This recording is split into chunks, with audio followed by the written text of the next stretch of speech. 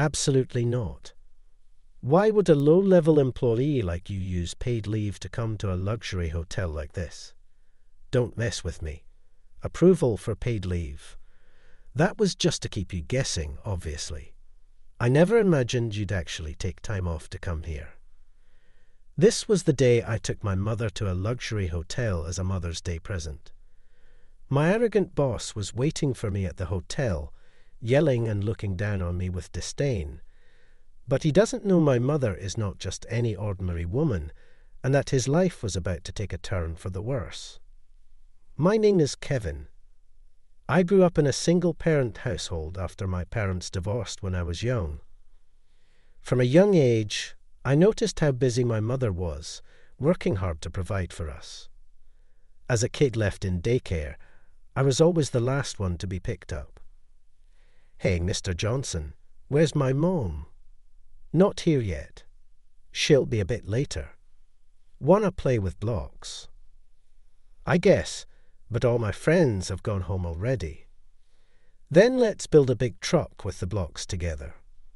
Mr. Johnson at the daycare probably felt sorry for me waiting for my mom every evening.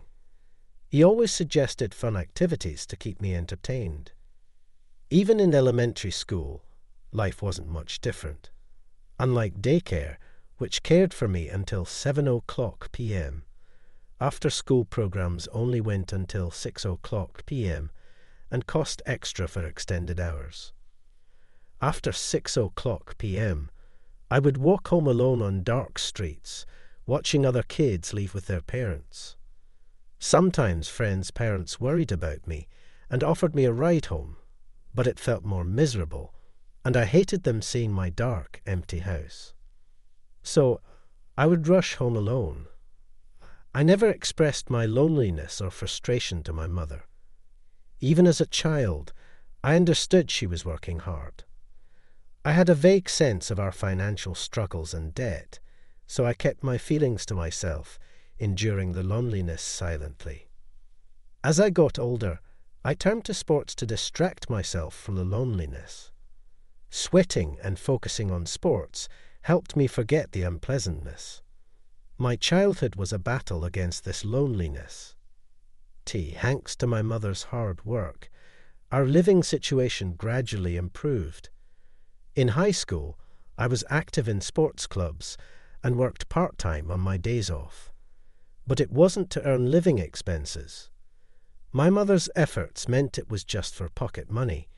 Like my friends, I was earning money just for fun. Around that time, I started thinking about my future education. One day, with parent-teacher meetings approaching, I brought it up to my mother. Private universities are a bit too much, but you can go to any public university department you like if you want to pursue higher education. Her response surprised me. "Really?" "Of course.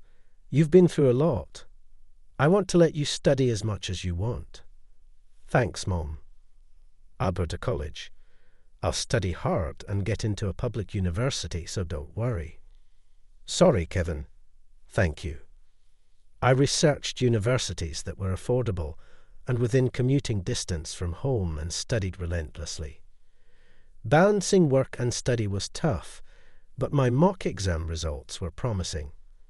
"If you keep up these grades, you're likely to get in," my teacher assured me at the parent-teacher-student conference. Encouraged by this, I confidently took my university entrance exams and succeeded, getting into a public university. As a college student, I increased my working hours, but never slacked off in my studies. It was a university I had worked hard to get into. I didn't want to waste that opportunity. I packed my 4 years with lectures, earning more credits than necessary. I also actively participated in club activities, making for a fulfilling 4 years.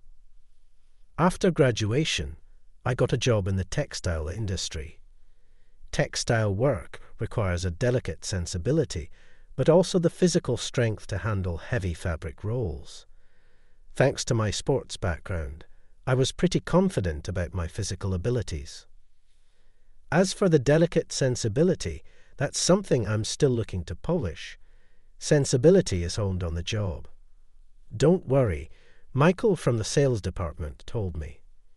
His words made me realize that although promotion is great, I wanted to work in the field as long as possible.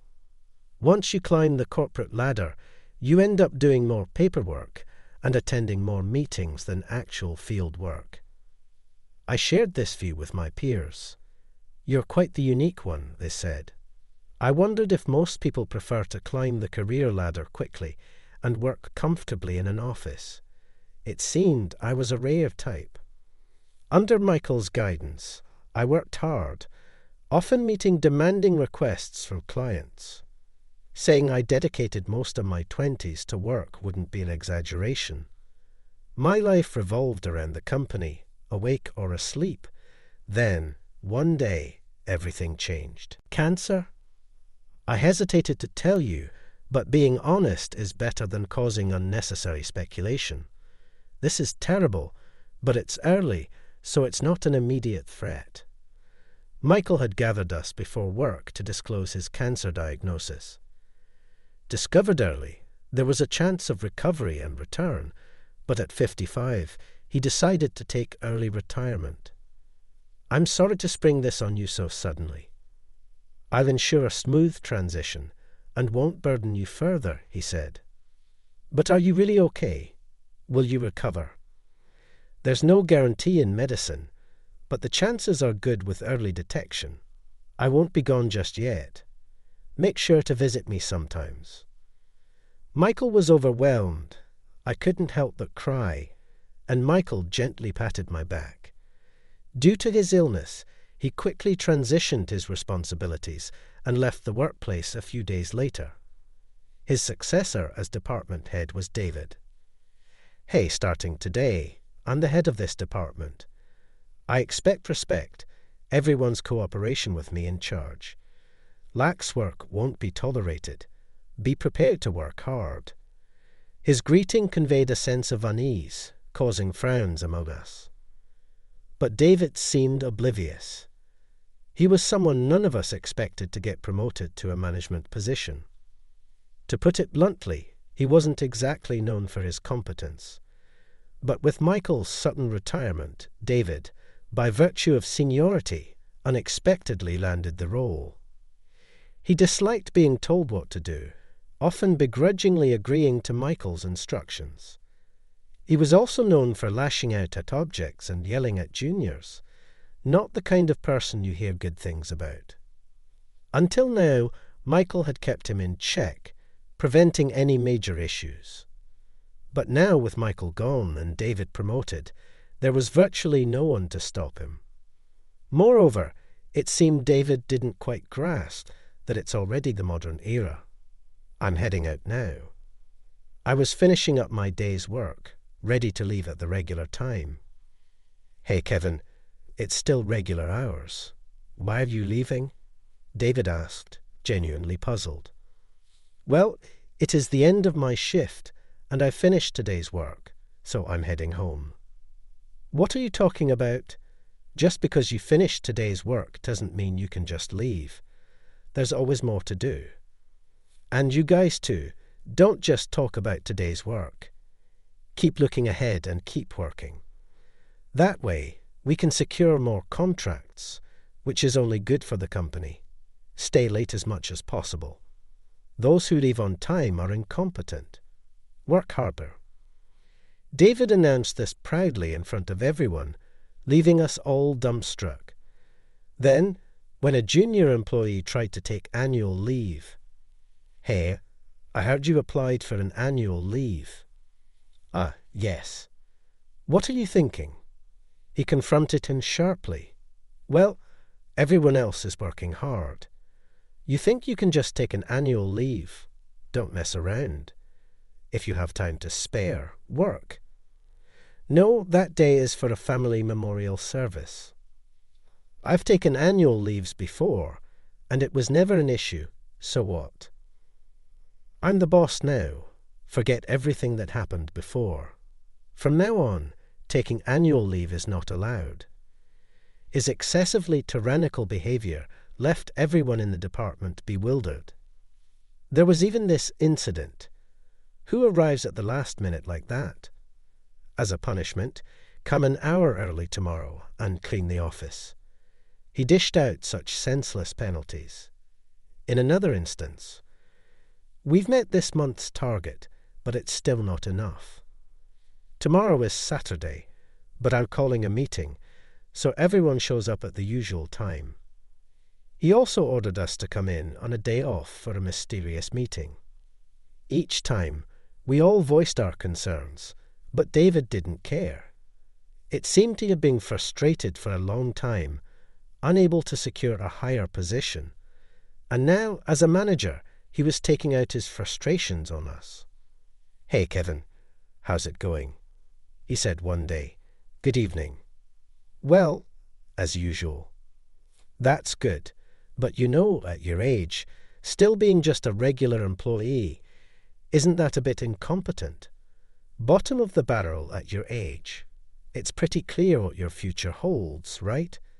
It's only a matter of time before the newbies surpass you. Well, anyway, try not to let the newbies overtake you. And of course, I'm counting on you for overtime tonight." David patted my shoulder and walked away, leaving me with nothing but a sigh. A few months passed since David took over. Mother's Day is coming up soon, and I thought I'd splurge on a gift. "That's right. It'll be your first Mother's Day since you started working, Jess. So I was thinking maybe a short trip nearby, perhaps an overnight stay." "That sounds wonderful. Your mom will be thrilled." "But then, I have to do the same for Father's Day, right? I'm thinking about where to go.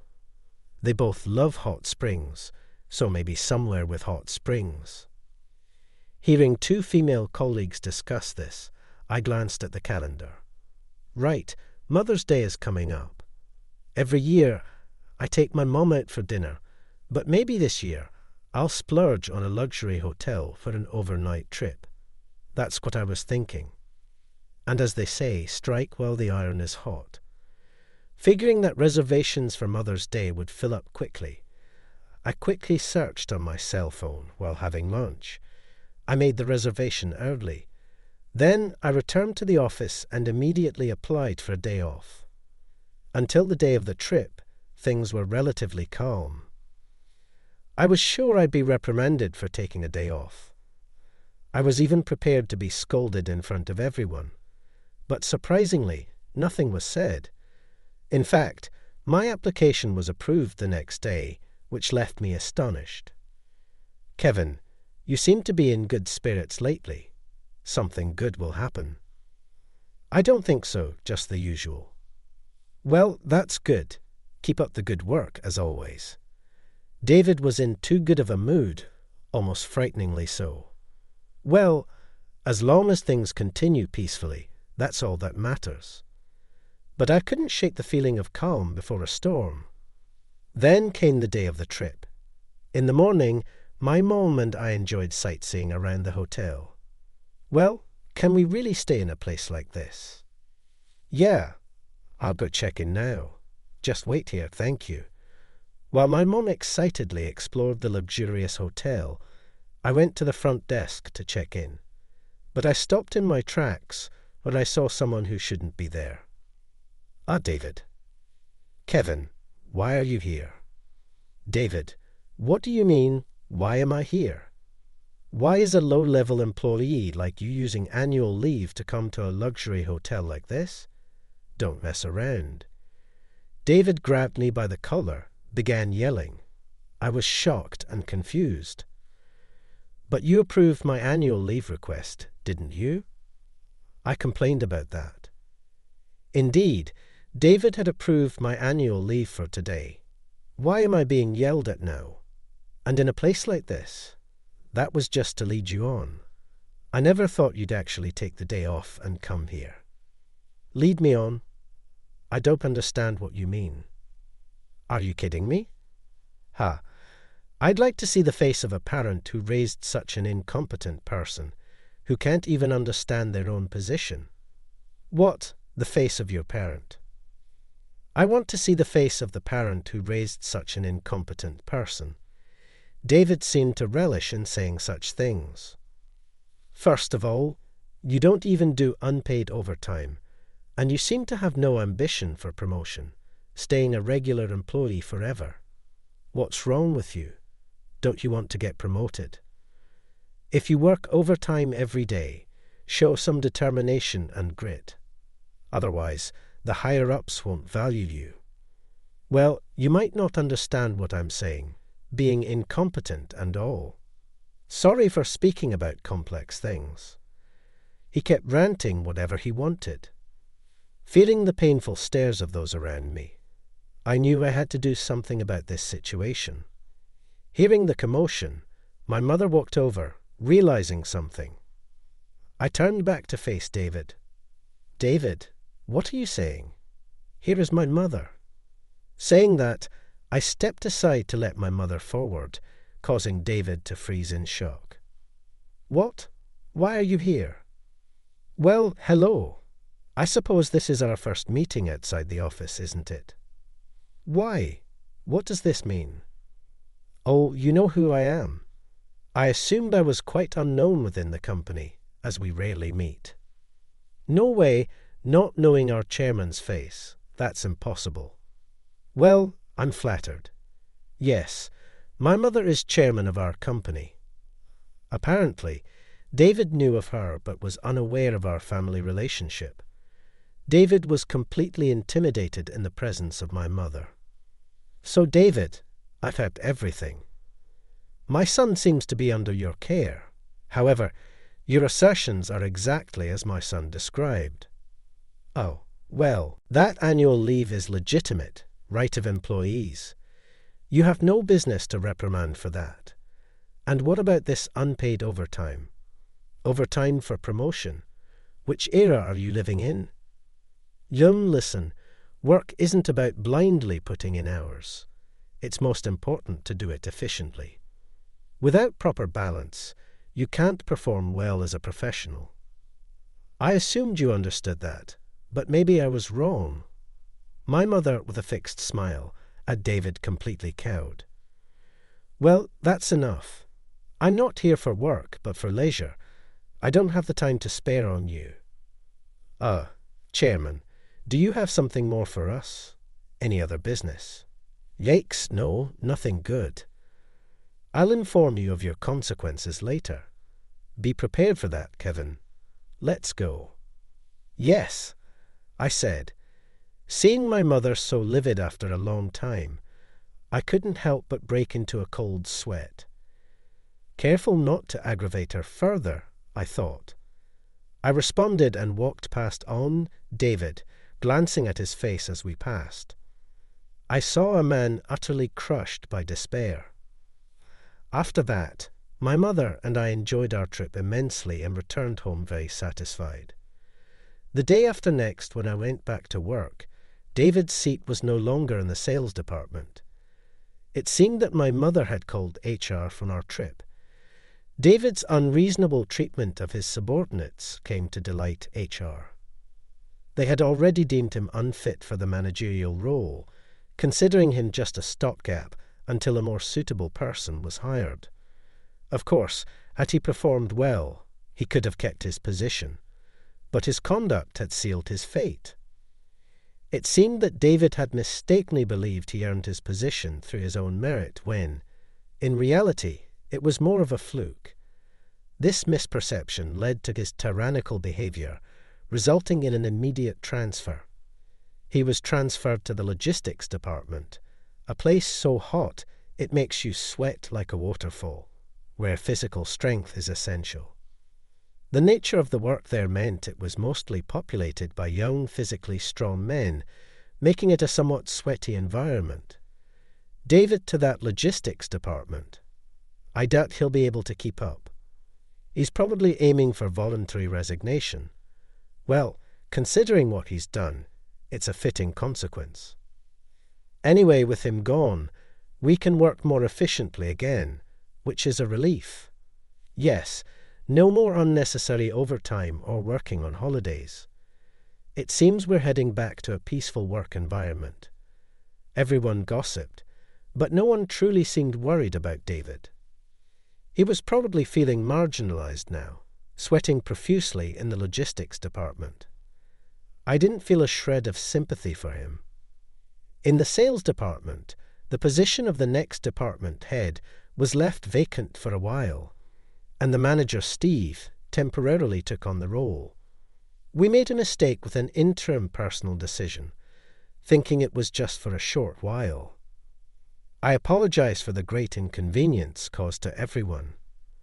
The HR department, seemingly reflecting on their actions, came all the way to the sales department to leave words of apology. It seems my mother, though retired as the active chairman, reconsidered the need to keep an eye on the company's internal affairs. The current president, who had been my mother's competent right hand for years, also received a word from her and sent an apology. In the sales department, we were just glad to have our peaceful work environment back and felt almost embarrassed to be apologized to by various parties. Soon after his transfer to logistics, David left the company. It's unclear whether the transfer was a move to encourage his resignation, but working under younger employees must have been unbearable for him, and physically it must have been quite demanding. He was really put through the ringer, someone commented. It's ironic for someone who hated taking orders. He couldn't have lasted long. Such rumours faded within a week. Later, I was summoned by my mother to the reception room. "Kevin, sorry for the sudden call." "It's fine, but what's up?" "Something else happened." "No, it's different." "I was hoping you'd be ready to accept a promotion soon." "A promotion?" "Yes, I'm very grateful you joined our company. I know you've continued to work in the field based on Michael's advice, and you have your own goals and pride in your current job. I think I understand all that." "Then why suddenly?" "It's not sudden. I've been thinking about it for a long time. It's not just me. The president and the HR department agree." "Really, that was surprising to hear, Kevin. Since you joined the company, we haven't had a proper discussion. So, let me say this now.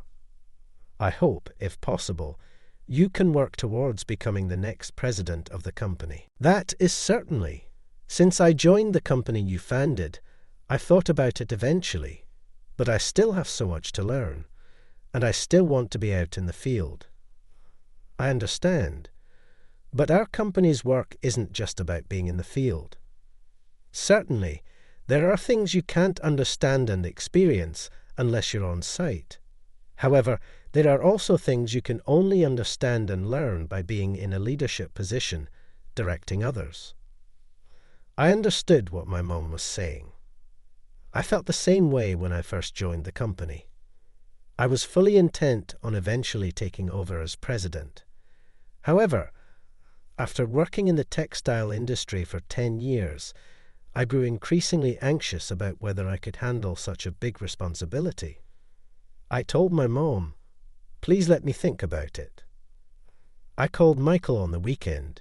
He had successfully undergone surgery and was now enjoying a peaceful retirement.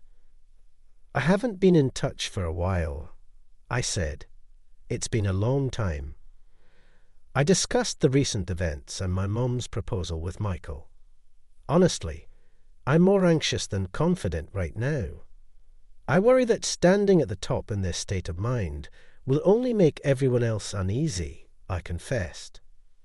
Then Michael quietly said, "Do you have time now?" "It's your day off, right?" "Yes," I replied. "Then bring me the highest quality fabric sample you're handling right now," he instructed me. I quickly grabbed what I believed to be the best fabric sample I was handling and went to Michael's house. After showing him the sample, Michael commented, "You've really come to understand, haven't you?" He smiled kindly. "It's proof that you've built up solid experience in the field. You should be fine." His words resonated deeply with me. I felt acknowledged for the first time and was moved. "Thank you, I really appreciate it," I said. And that feeling gradually turned into confidence. Encouraged by Michael, I decided to accept my mother's wishes. I was anxious about what others would think of my promotion, being inexperienced in many areas. But when I was actually promoted to manager, everyone seemed happier than I was. "Kevin, congratulations. It's as if it's my own promotion. I'm so happy. Finally, I was wondering why you hadn't been given a position until now. Congratulations, everyone. Thank you. I may cause some inconvenience by being inexperienced and only knowing the field. Not at all. We all know how much you've contributed to the company. Don't worry, we'll support you in whatever way we can. Thank you, really, thank you." The sound of applause was heartwarming. With my promotion to manager, Steve was promoted to department head. As a sales department, we had a foundation to move forward unitedly. Once again after my promotion, I became more proactive in training and guiding within the department. Even though juniors had asked for my guidance before, I was mostly out in the field, so I wasn't often in the office, especially the new female employee who had wanted to ask me many things, benefited from my new focus on sharing knowledge and sales expertise. Perhaps as a result, the company's performance improved. Jess, is there something you still don't understand?" "No, it's not that." Kevin, do you have a girlfriend?" "Oh, what?" The new female employee asked such a personal question.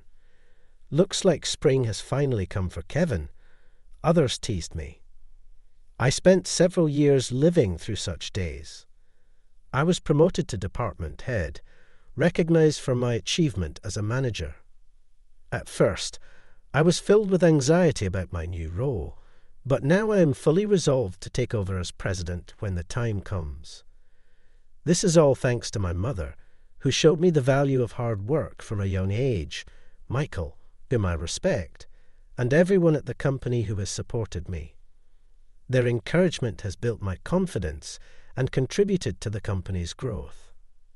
Kevin, President Wilson, good to see you. Likewise. How are you finding the department head role? Well, I'm still feeling quite inexperienced. Haha, you're really humble. Quite different from your mother. I occasionally join in for drinks, savouring these moments. He has worked under my mother for a long time. I want to learn as much as I can from him now, about his vision for the company and his approach to leadership. I don't want to rely on my mother's influence. I want to earn recognition for my own abilities. To do this, I'm willing to work hard, even if it means getting my hands dirty. Perhaps sensing my intentions, President Wilson shares various experiences with me. You look much more mature now. Maybe it's just a parent's pride, but you really seem dependable, she says. Hearing her say that, I can't help but feel it's true. Until now, I've been focused solely on fieldwork and my own responsibilities. That was what was required and expected of me. But as my responsibilities have grown, so has my perspective. It's a natural progression, and I need to adapt. Of course, there are things I need to oversee from a higher level, but sometimes it's important to return to the field perspective, ensuring the well-being of the employees and the appropriateness of personnel management. It's precisely because I've always been in the field that I can think this way. My time in the field has broadened my horizons. Still, I remain inexperienced. Just appointed as a manager, I find the thought of aspiring to be president presumptuous. But for everyone who believes in me, who follows me, I want to quickly grow into a role I can be confident in. I aspire to take on that position as soon as possible with confidence in my abilities. There's still much to learn from my mother, Michael, President Wilson, and everyone else. I'll keep my feet on the ground and strive to be a president that would not be an embarrassment. That's my resolve. All right, everyone's presentations are done. Nick, the manager, said as he tried to move the discussion forward. Excuse me, I haven't. I recently found out something. Nick interrupted me and began to speak. There's apparently someone in this department who didn't graduate high school and is just a part-timer. Meetings should be for employees only. Absolutely right. His lackey, Mike, of course, agreed with Nick. I'm leaving. After leaving the meeting room, I started to shut down my computer. I noticed that an email had arrived, not in my personal inbox, but in the company's shared email. Thinking, there's no point in speaking up, no one will listen, I went home quietly. The next day, I heard a commotion from Nick's desk. He was staring at his computer screen, his face pale. Nick? Is something wrong? Mike looked at the screen with him. And he turned even paler than Nick. Why is he so angry? Knowing the reason for Mike's distress, I thought to myself, serves them right. My name is Adam. My mother passed away when I was in the 9th grade, and I was raised by my father. Well, you could hardly call it being raised. After my mother passed, my father changed. He drowned his sorrows in alcohol, and though he still went to work, he squandered our living expenses on horse racing. Because of that, I had to start working part-time as soon as I entered high school. Every month, I went to the convenience store with bills in hand that couldn't be auto-deducted from my father's account. Even though I endured it because I didn't want to be alone, I reached my limit in my 2nd year of high school and dropped out. I found a live-in job at a distant inn.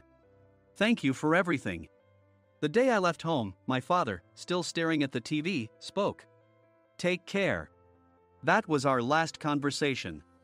Back then, 18 wasn't the age of majority, so I needed my father's permission to work, and I couldn't hide my place of employment. Yet, my father never visited me even once. I kept working just to survive, and before I knew it, I was 42. Years of hard work paid off, and I was transferred to the headquarters. I was thrilled to be recognized by the company, as I thought I'd be working in the field until retirement due to my lack of formal education. Listen up. Our work can change the future of our employees. Don't drag us down. On my first day after the transfer, Nick, dressed in an expensive suit, spoke sternly. There was a reason for this. Our inn was located in a prominent tourist destination, known so well that everyone in the state could sing its commercial jingle. At its peak, we had 5 locations within the state. But that was long ago. Due to financial difficulties and aging facilities, only the place where I had worked for many years and the original establishment remained. I was prepared to lose my job anytime, but now there was a glimmer of hope. With the rise of social media, the tourist area where the inn was located started gaining attention again. Depending on how hard the sales department, where I was transferred, worked, we could either thrive or be forced to give up this prime location to the new hotel chains continuously popping up. For Nick, who had switched careers from another industry to strengthen our sales, this was a battle he couldn't afford to lose. I understood why he had to be strict. I will do my best. Nick sneered at my enthusiastic declaration. Did you not hear what I said? I'm sorry. I thought I was listening carefully. Out of habit from years of customer service, I apologized reflexively, though I had no idea what had offended him. Someone was watching me with a smirk. In this department, there are those who are expected to excel and those who have been shoved here because they have nowhere else to go. You are the latter. It was Mike, the section chief. He's 7 years younger, at 35. But he was called to headquarters much earlier than I was and had been moving around within the headquarters ever since.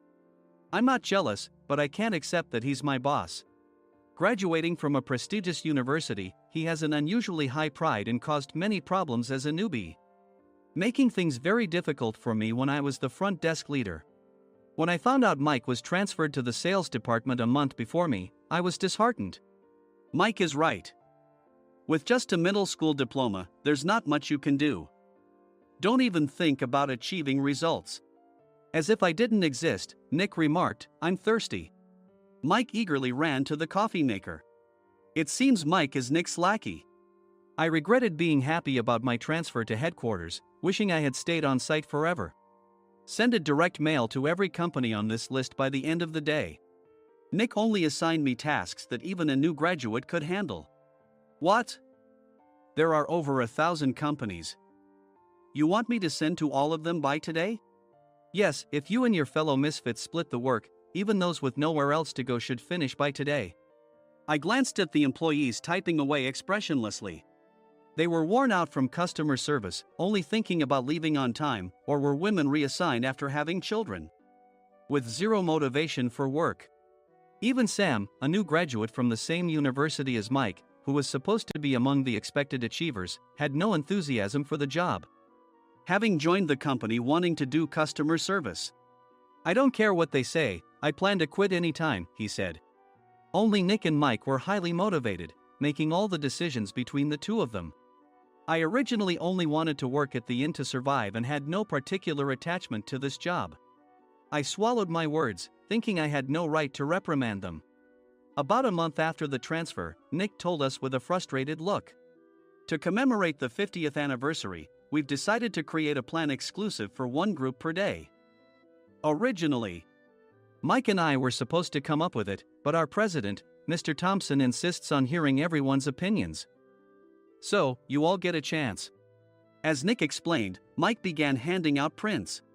Make sure not to embarrass Nick. If your ideas are half-baked, you'll have to redo them. It seemed that they had printed his handwritten notes by Mr. Thompson, which included several questions and a section for free responses. It made sense why Nick had to seek our input, given that all responses had to be submitted to Mr. Thompson. We were given a week to think about it, and a meeting was scheduled to compile our ideas. My plan is to let guests enjoy both the old and modern America. Nick began the presentations. Guests would watch a master confectioner at a nearby traditional sweet shop make sweets in front of them. The welcome drink would be premium tea in a bottle. Nick's plan was certainly attractive. After his presentation, Nick called on us to present in the order we were seated. Just as I stood up for my turn. All right, everyone's presentations are done. Excuse me, I haven't. I recently found out something. Nick interrupted me. There's someone in this department who didn't graduate high school and is just a part-timer. He was likely talking about me. I joined the company as a part-timer and was made a full-time employee when I turned 20. That was 20 years ago, so Nick and Mike probably had no chance to know until recently. Meetings should be for employees only. Absolutely right. After that, Nick kept creating opportunities to solicit everyone's opinions, purposefully excluding me from speaking. The meeting unexpectedly heated up and went past the scheduled end time. A few people asked to leave, and the discussion continued with the remaining few. Still here? Normally, you'd leave in that situation. Though I had no attachment to the job initially, hearing kind words from customers made me want to make them happier. For someone like me, with nowhere to go, the inn was my home and customer service was my life. I felt pathetic about my current self. I'm leaving. I left the conference room and started shutting down my computer. I noticed an email had arrived, not in my personal inbox, but in the company's shared email. Thinking no one would listen to what I had to say anyway, I quietly went home. The next day, while preparing the DM as instructed, I heard a commotion from Nick's desk. In his haste to stand up, he hit his knee on the desk. He stared at his computer screen, his face pale. Nick! What's wrong? Mike, thinking he should be the first to rush over, approached Nick while still wearing his coat. He peered at the screen with Nick. And he turned even paler than Nick. Why is he so angry? Who is responsible for this company? Nick, more irritated than ever, asked, and Mike answered without checking. Probably Sam. Sam wasn't there because he was attending a morning training session for new hires. Nick gave up on getting angry and returned his gaze to the screen. They were looking at an email that arrived right after the end of the working day yesterday. Apparently, no one, including me, had checked it before leaving. The email was from a large company that used us for their annual employee trips. The president and executives of that company also frequently used our services personally. President of the company, Mr. Mason himself, had declared that neither he nor his company would ever use our services again. Well, some companies cancel their employee trips or stop using our services due to financial struggles. Let's just move on. Mike kept wiping the sweat from his forehead with a handkerchief. Knowing why Mike was so agitated, I quietly watched their interaction. Do you know how much revenue we get from that company? We can find other guests to fill the rooms, but we'll lose the banquet costs, gift shop revenue, rental car fees, and more. Moreover, the gifts were supposed to be prepared by the traditional confectionery shop involved in Nick's proposed plan. If it's known that we incurred such a huge loss at this critical time, Nick's position in the company would be jeopardized. Nick took a deep breath, seemingly trying to calm himself. All right, Mike. Go to New York right now and apologize to Mr. Mason. What? You're coming with me, right? I have urgent work to do. I trust you, which is why I'm entrusting this to you. Please. Mike, believing Nick's sincerity, agreed with a determined look on his face, saying, yes. That's Nick for you. Even if Mike went to apologize, Nick would shift all the blame onto him if the client didn't change their mind. Well, it was Mike's fault to begin with, so it served him right. About 3 hours later, Sam answered a call from somewhere and repeatedly apologized, saying, I'm very sorry. Everyone watched to see what was happening.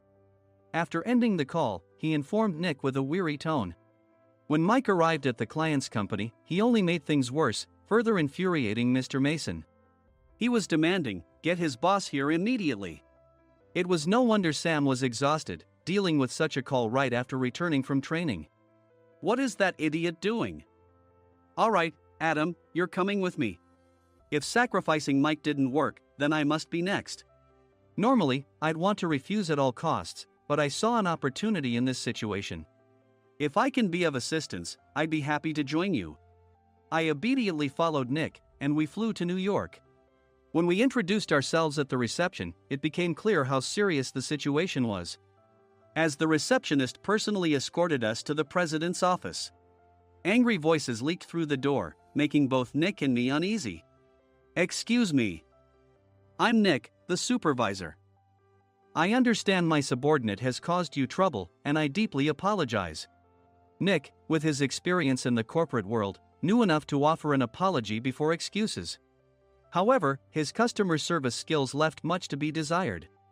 I sighed as I saw Mike trembling like a small dog in the corner of the room. What kind of training are you giving your subordinates? Mr. Mason glared at Nick with a red face. The intensity of his gaze made even Nick take a step back. Regrettably, I joined this company only 2 years ago and was unaware of Mike's issues. I should have identified his shortcomings sooner. Indeed. I should have realized sooner. No sensible person would come to apologize and then give a lengthy presentation on the drawbacks of not using their in. Nick froze, his mouth slightly open. Suspecting the worst, I picked up the documents that had fallen to the floor. It seemed Mike hastily prepared these documents on the plane, listing the disadvantages. Disadvantage 1: if you change the venue for the company trip, employees might suspect it's for cost-cutting reasons, leading to a negative impression. Reading it aloud half-jokingly, Nick snatched the papers from my hand and checked the contents with a furious expression. Among the stack of documents was a receipt from a nearby convenience store's copy machine. I felt a pang of dread, hoping he hadn't shown the receipt as well. What do you think he said when I asked what kind of nerve he had to do this? I'm very sorry. Faced with the dire situation, Nick must have thought there was nothing left to do but apologize. In a voice smaller than I'd ever heard from him, he uttered words of apology. He said, I'm a Harvard graduate. I don't believe I said anything wrong. Mike, what have you done? Forgetting his plan to pin the blame on Mike, Nick yelled loudly, even in front of Mr. Mason. I didn't do anything wrong. You're still saying that? Look at him. Mike pointed at me with a shaking hand. I was assigned to headquarters in my 20s and now I'm a section chief. This guy only made it to headquarters at 42. Everything I've done proves I was right. So why are we losing the contract? Having said his piece, Mike collapsed to the floor. Of course. You were sent there because you had nowhere else to go. Mike never expected to hear such words from someone he looked down upon. He lunged at me, and Nick hurriedly stepped in to stop him. Mr. Thompson told me Mike is a quick thinker, and to take good care of him. There's no way he was pushed aside. Don't make things worse here. He didn't say quick thinker, he said only quick-witted, didn't he? I don't remember that part. I recalled the many troubles Mike caused when he was a newbie. When Mike was on the front line, his pride was so high that he never apologized to customers. Customer service, especially in our job, doesn't work alone. It brings both good and bad situations. If the front staff or housekeepers made mistakes, or the cleaning company didn't properly clean a room, one had to apologize to the customers regardless of personal fault. Mike, in such situations, would never apologize, insisting he wasn't at fault. This often angered customers, and as the front desk leader, I frequently had to apologize on his behalf. He caused complaints and disrupted operations, which is why he was quickly moved to headquarters. In departments where he didn't interact directly with customers, his quick thinking was beneficial and things went well. But it seemed his flaws were starting to show. Corporate reservations are supposed to be entered into the system by the sales representative. But a quick check yesterday revealed that more than 10 items were missing from the client's reservation. The handover document clearly stated what needed to be prepared. Why didn't you enter it into the system? Why do we have to give them special treatment? Filling rooms near the banquet hall, setting up all the food in advance. Specifying the brand of wine, they're too demanding. No wonder he always angered customers, I thought, feeling a headache coming on. Grouping them in rooms near the banquet hall is for our benefit too. It makes it easier for the staff to set up beds and serve breakfast since everyone's schedule is synchronized. As for the other requests, Mr. Mason suggested them to lighten our load. I didn't know that. Nick finally seemed to realize that Mike was the one who had angered the client. What did you say to them? I just told them we wouldn't give them special treatment anymore. We shouldn't waste effort on things that don't bring in money. I was utterly exasperated at his lack of understanding of customer service. Of course, we shouldn't comply with unreasonable demands. But carrying over successful practices from past stays makes customers feel remembered and enhances their experience. Good memories encourage repeat visits. That's part of our job. I looked down at Mike, who was sitting on the floor. In our job, nothing is a waste. Mr. Thompson likely moved you to the sales department, hoping you'd finally understand this. How do you think he feels now that you failed to meet his expectations? Mike, tears in his eyes, fled the president's office. I was amazed he still hadn't apologized. You have it tough, Adam. It's okay, we're all employees of the same company. I deeply apologize for this disrespectful incident. Especially after all the care you've shown us. If it weren't for you, Adam, I really would have stopped staying here. When I heard you were moving to the sales department, I was willing to reconsider if you handled it. Seeing us talk so amicably, Nick's face contorted. Do you two know each other? Adam's service is excellent. I always requested him specifically. Normally, we don't accept specific staff requests, but we made an exception for Mr. Mason, adjusting my shifts accordingly. He had personally stayed at our hotel just before my transfer, and during casual conversation, I mentioned, I'm moving to the sales department soon. If I hadn't told him then, things could have been much worse. Please continue to take care of us. I look forward to it. On the return flight, Nick awkwardly offered me a can of beer. It's still working hours. Of course, I had no intention of forgiving him for a single beer. Nick might try to pin everything on Mike and avoid any consequences. While pondering this, a startling fact came to light. Nick, the tea bottles for the plan have arrived. I handed Nick a bottle labeled with our inn's name. They look good. What are you talking about? These are plastic bottles. I had assumed we would use the trendy, high-end bottling tea. But what arrived were ordinary plastic bottles of tea with customized labels. The only unique aspect was the label, which had the inn's name, making it look customized. Upon further investigation, I discovered that a substantial amount of money was set to be paid to the tea company. It was priced like bottling tea. Does this plastic bottle really cost $100 each? The tea inside is specially blended for us. The extra cost is for that. Wouldn't it be better to use another tea company? Or is there a specific reason we must use this one? As Nick continued to make excuses, I showed him a printed email. I informed the tea company's president, Mr. Mitchell, that we discovered irregular payments and he confessed. He said you two were high school classmates and planned to split the extra money. That idiot. Why did he confess? That's not important. You should worry about yourself, this could turn into a police matter. Opening the bottle cap, I suggested. How about calming down with this tea? It supposedly has a relaxing effect. Nick drank the tea frantically. In the following days, decisions were made about their fates. Mike was reassigned to the General Affairs Department, with no chance of transfer or promotion, as per Mr. Thompson's orders.